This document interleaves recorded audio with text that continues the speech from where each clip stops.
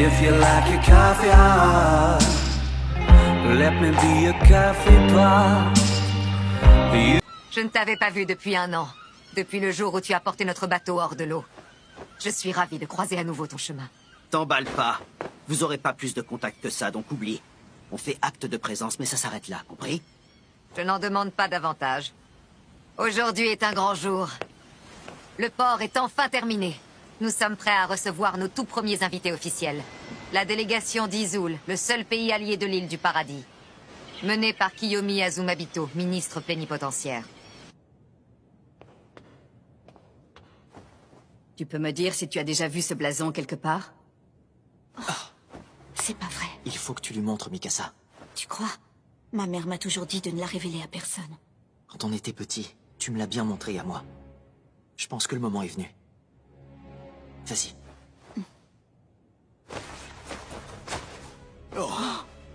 C'est le symbole de mon clan. Ma mère avait la même marque. Elle me l'a transmise avant de mourir. Et un jour, je devrais moi aussi la transmettre à mes enfants. C'est un miracle, je suis submergée par l'émotion. Il y a une centaine d'années, l'un de nos ancêtres, le fils d'un haut général, membre de la lignée fondatrice de notre clan, était en excellent terme avec le roi Fritz et séjournait ici, à Paradis. Mais après la grande guerre des titans, Izul, de par sa défaite, a perdu son influence dans le reste du monde. Et dans la confusion qui s'est ensuivie, nous ignorons les circonstances exactes, mais le fils de notre aïeul s'est retrouvé abandonné sur cette île. Cette marque est la preuve que vous êtes l'héritière perdue de notre dynastie souveraine. Vous incarnez l'espoir de notre patrie d'Izul.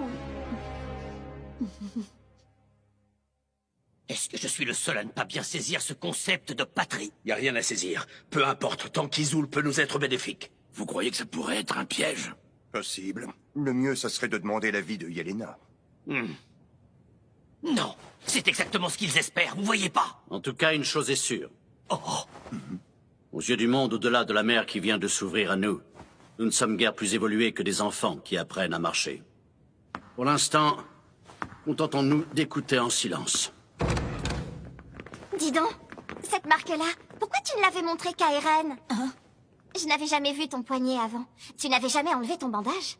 C'est parce que... Eh ben, t'as l'air aux anges, toi. Bah oui, je le suis. Ça nous fait un point commun à toutes les deux. On a chacune hérité d'un lourd fardeau à la naissance. Je ne pourrais pas espérer meilleur camarade d'infortune que Mikasa.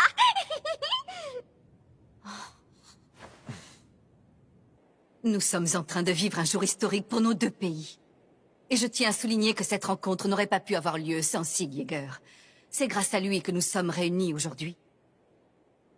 Lui et moi avons eu un entretien clandestin, durant lequel nous en sommes arrivés à conclure un marché, à condition que je puisse rencontrer mademoiselle Mikasa. Je vais vous exposer les termes de notre accord.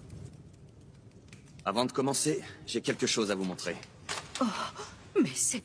Attendez, vous savez de quoi il s'agit? Mar l'a pourtant classé secret défense. Vous savez donc que cet équipement tridimensionnel est une arme développée sur l'île de Paradis pour tuer les titans. Vous inquiétez pas, cet exemplaire n'appartient pas à Mar, je me le suis procuré moi-même.